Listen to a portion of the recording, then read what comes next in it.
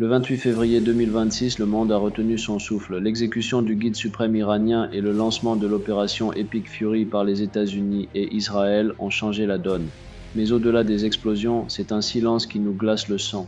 Où est la Russie? Où est la Chine? On nous a promis un monde multipolaire, un bouclier contre l'hégémonie de l'Ouest. Mais aujourd'hui, alors qu'un pilier des BRICS brûle, les géants de l'Est semblent s'être évaporés. Afrospeak pose aujourd'hui la question que tout le monde murmure.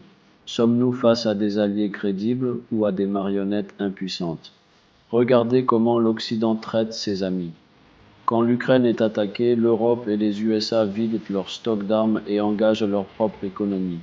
Quand Israël est visé, les avions français et britanniques décollent en quelques minutes pour intercepter les menaces. Ils ne font pas que des discours, ils font la guerre. Et de l'autre côté, l'Iran, allié stratégique majeur, est frappé au cœur.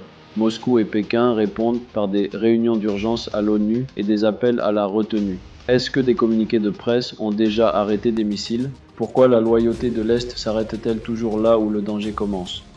Ce n'est pas la première fois. Souvenez-vous du Venezuela, un allié de poids, membre des BRICS de cœur, étranglé par des interventions et des sanctions. Quelle a été la réponse militaire de l'Est? Néant. Aujourd'hui, l'Afrique, et particulièrement les pays de l'AES, se tournent vers Moscou pour leur sécurité.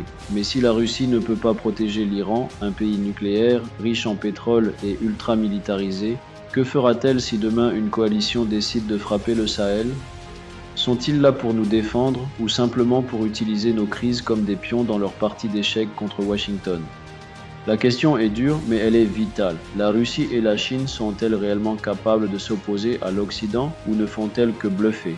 Certains disent là que la Chine ne s'intéresse qu'à l'argent et qu'elle ne sacrifiera jamais son commerce avec l'Ouest pour un allié. D'autres disent que la Russie est trop affaiblie en Ukraine pour lever le petit doigt ailleurs.